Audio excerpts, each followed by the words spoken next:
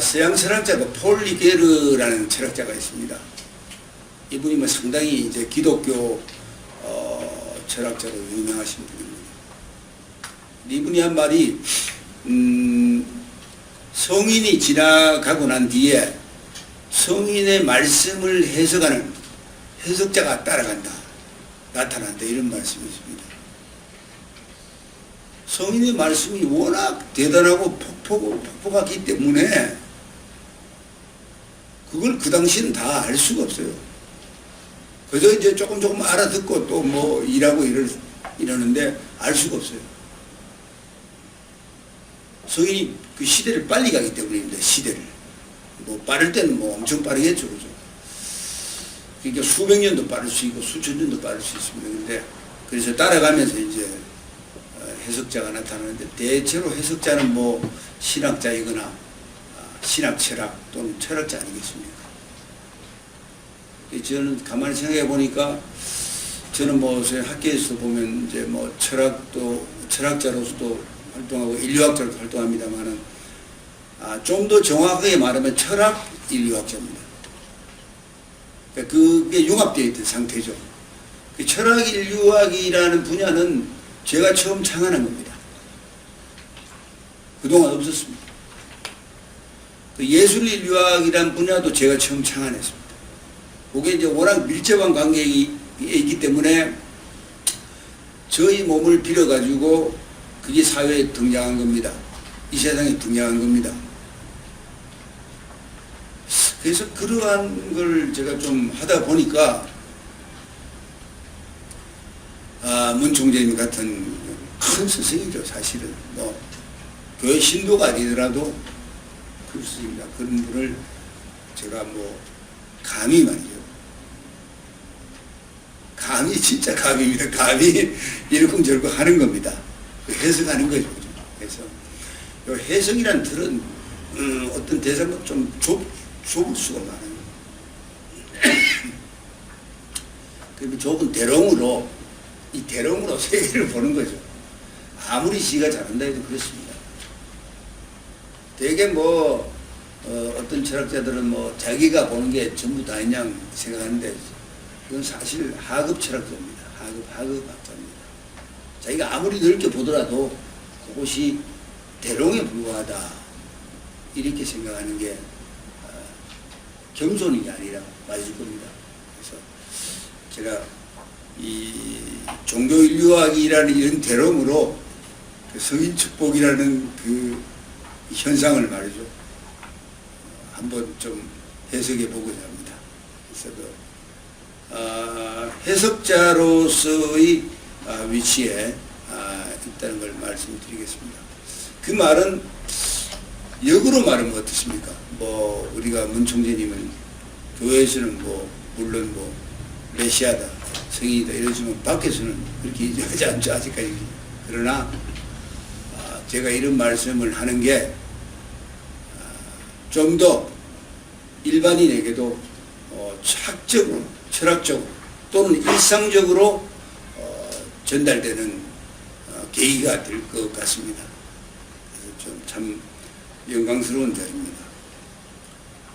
제가 이게 보니까 교회 여러 이제 원로분들도 배워도 사실 이 성인 축복이라는 게 좀 뭔가 얘기하기가 어려운 것 같아요. 좀 껄끄럽기도 하고, 이거 잘못 말하면 좀 뭐 곤란하기도 하고, 이게 이제 그만큼 델리케이트한 겁니다. 이거는 확신을 가지지 않으면 말을 못합니다. 그 말은, 확신을 갖는다는 말은 믿음이 있기 때문에 할 수도 있고 해안이 있기 때문에 할 수도 있습니다.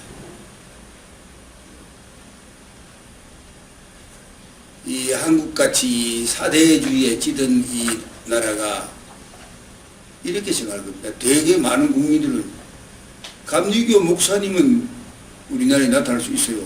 감리교 가족들이 와가지고 여기서 목사하고 교회 짓고 감리교 목사는 나타날 수 있어도 어디 감히 세계적인 종교를 만들어가서 미국을 정복하고 세계를 정복하고 하느냐고.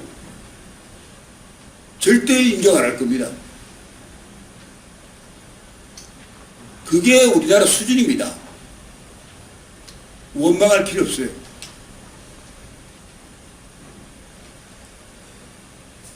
모르니까 못하는 거예요. 특히 오늘날에 아까 우리 석현영께서 말씀하셨습니다마는 이게 팽창하다가 우리나라가 팽창하다가 지금 축소가 돼가지고 지금 거꾸로 돌아가고 있습니다. 저는 잘 알고 있습니다. 이런 식으로 정말 돌아가면요 어마어마한 재앙이 올 수도 있습니다. 한민족 없애버릴 수도 있어요.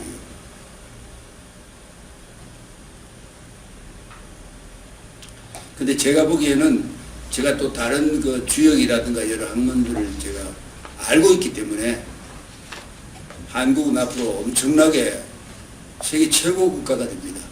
땅덩어리가 좁기 때문에 여러 가지로 뭐 이 계량적으로 이 카운팅을 하면 뭐 4등, 5등, 5위국 이렇게 되겠지만 실질적으로 내용적으로 세계 최고의 국가가 됩니다. 만일 그렇게 되지 않으면 지구가 없어져 있을 겁니다. 극단적이죠. 양단적이죠. 그죠? 제가 최근에 쓴 그 철학 그 아포리즘을 이제 최근에 냈습니다. 거기에 보면 나는 인류의 공멸을 걱정하는 철학자다.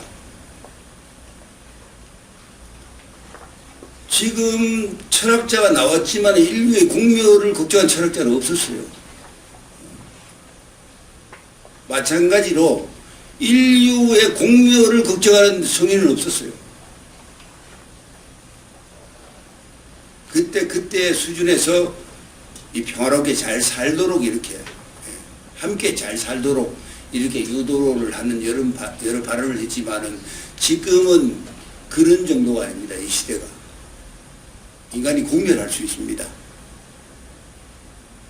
저는 개인적으로 문총재님은 뭐 다른 성인과 뭐가 다르냐 이랬을 때 좀 복잡하죠. 그죠? 뭐 성인분들은 대단하잖아요. 우리가 경전 이래 읽어볼 때마다 참 고개 숙여지고 어떤 그 글귀는 뭐 평생 갖고 생각해봐도 따라지지 않는 글귀들이 많지 않습니까? 그런데 그런 반전에서 우리가 문총님이 생각할 때 어떻게 이야기했냐? 저는 사실은 모르겠습니다. 교회 삼경에 그런 구절이 있는지는 모르겠지만은 아마도 제 생각에는 문총장님은 이게 이제 평화를 실현하지 않으면 아마 인간이 공멸할 것이다. 평화를 실현해도 되고 실현하지 않아도 되는 그런 시절이 아니라 이제 공멸할 것이다. 아마 그렇게 걱정하지 않으셨을까. 이 시대에 그런 걱정을 하면서 막 그냥 평생을 사시다가 이래. 시 아닌가 이래 생각해요. 종합적으로는. 그래서 이 성인 축복이라는 의미도 아니 성인이라면 대단하신 분들인데 성인을 축복하면 뭐 어떻게 됩니까?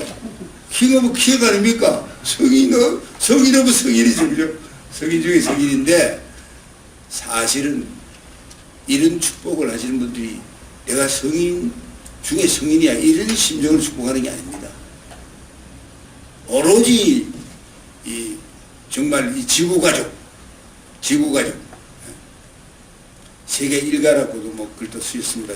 지구의 한 가족을 위해서 그런 행사를 리추얼을 하는 거죠. 그런 행사를 해놓고 그런 행사를 통해서 많은 의미를 던지는 겁니다. 그 의미는 우리가 학문적으로 얘기하듯이 사실적인 의미라기보다는 상징적인 의미다.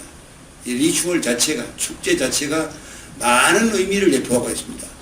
따라서 제가 오늘 얘기하지 않는 의미도 뭐 무수하게 많을 수 있어요. 뭐 자기 보는 각도에 따라 어떤 과학자는 또 과학자 다른 또 뭐 해석할 겁니다. 여기 예수님을 중심 삼고 4대 성인과 수많은 선한 영들뿐만 아니라 아담 가정에서 못 이루었던 해원 성사를 위해서 사탄권 내에서 모든 대신했던 사람들을 같이 축복해 줌으로써 말미암아 그때 이 하늘을 섬겨 사탄에게 반기를 들므로써 사탄을 굴복시킨과 동시에 하늘의 축복권에 동참케 허락하심을 감사합니다. 이렇게 이제 이 소위 사탄을 비롯한 악령들, 우리가 해원이라고 뭐 사탄이라고 해서 뭐 사탄이야 이렇게 싸우면 그 해원이 안 되지 않습니까? 사실은 그게 뭐 예수님이 말하는 이제 원수를 사랑하라 라는 것과 같은 거죠. 그래서 뭐 그러한 정신을 실천한 겁니다. 뭐 어떻게 보면. 그래서 우리가 이제 아주 뭐 인류사에서 뭐 악한 행동을 한 이제 동양에 보면 뭐 대통령 김일성도 들어가고 서양에 뭐 히틀러, 스탈린 이래 들어가고 뭐 그렇죠. 근데 이래 보니까 이 선한 자가 왜 이기냐는, 선한 자는 악한 자를 포용할 수 있어요. 근데 악한 자는 선한 자를 포용할 수가 없어요. 악도 힘이 세긴 있는데 포용할 수 없어요. 그 포용하는 자가 더 넓은 자 아닙니까? 더 넓은 자가 이길 수밖에 없어요. 그러니까 포용을 했다라는 게 아마 교회 그 경전으로 보면 뭡니까? 여성 해방, 사탄 해방, 사물 해방과 바로 연결됩니다. 그 바로 여성 해방, 사탄 해방, 사물 해방이 사실은 이거는 비밀입니다만은 통일교가 기독교를 넘어갈 수 있는 길입니다. 그게 기독교적 완성이란 말이에요. 기독교적 완성이기 때문에 이 다른 종교와 연합하고 넘어갈 수 있는 겁니다. 좀 더 쉽게 말하면 그 영역이 불교로 넘어갈 수 있는 길입니다. 불교와 연합할 수 있는 길이에요. 잘 모르더라고요. 그래서 내가 좀 아쉽다. 사실은 신학적으로 좀 더 연구를 해야 돼요. 해방이라는 건 이미 다 됐다는 선포거든요. 해방이라고 선포를 해놓고 또 싸워요, 계속. 그 뭐 해방이 무슨 의미가 있습니까? 그거는 해방의 의미를 알면 안 싸워야죠.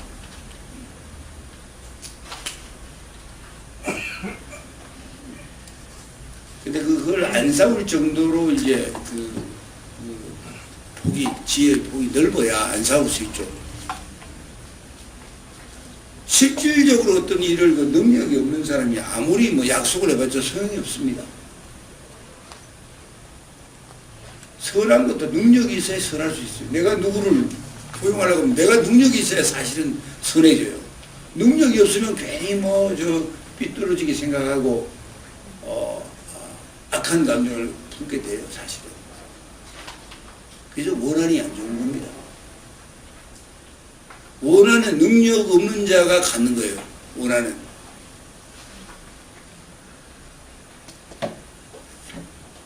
이미 내가 어떤 자한테 원한을 갖는다면 내가 능력이 없구나. 그 사람을 넘어서 능력이 없구나. 이렇게 판단하면 정확합니다. 내가 좀 더 능력이 있으면 원한을 안 가지고 포용하면서 이렇게 쓰다듬을 수 있죠.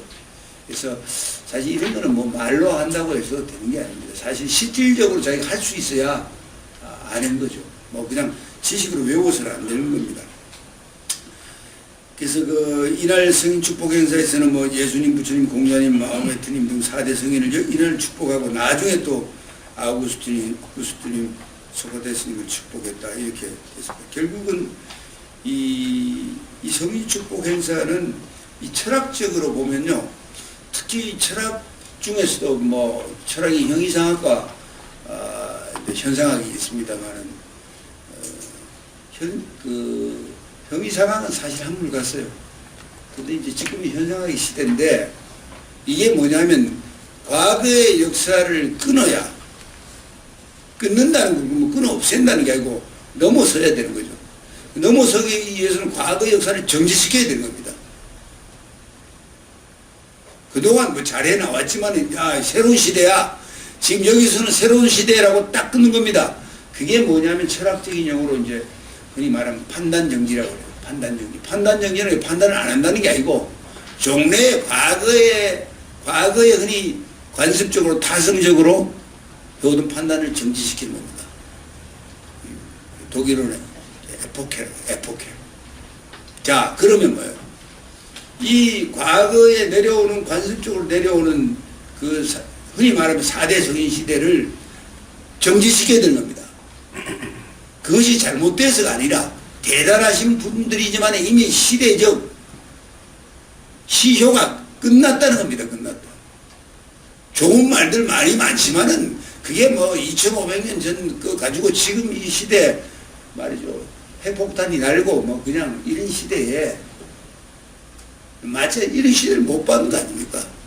그래서 이런 새로운 신기원을 만들기 전에는 과거의 경력들을 해석을 잘해가지고 살아있는 사람들이 아 요런 뜻이구나, 그죠?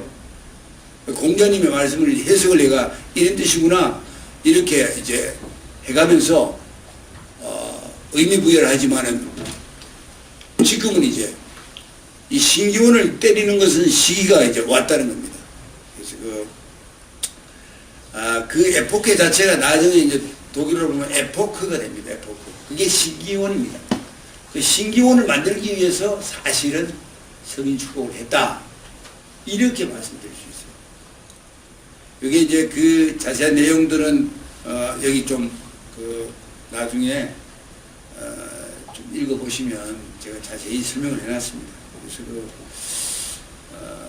제가 오늘 그 해석하는데 최고의 핵심은 과거의 시간을 판단 정지시키고 새로운 시간으로 간다. 그것이 성인축복 행사의 의미라는 겁니다. 자, 그러면 그게 어떻게 됩니까? 그게 사실은 기원절로 가는 겁니다. 성인축복하고 이런 행사가 없으면 기원을, 신기원을 못 냅니다. 그냥 내가 신기원 냈다고 해서 신기원이 됩니까? 소위 그 교회에서 말하면 철력, 우리 옛날에 단기석이 이렇게 했잖아요. 그런 기원을 새로 만든다는 건 이 어마어마한 사건입니다. 솔직히 한국같이 작은 나라에서 할 수 있는 게 아니에요. 엄밀히 보면. 근데 다행히 또 뭐 한국에서 그런 일이 벌어졌어요. 뭐 작다고 못하는 건 아니. 그런 정도로 의미가 있는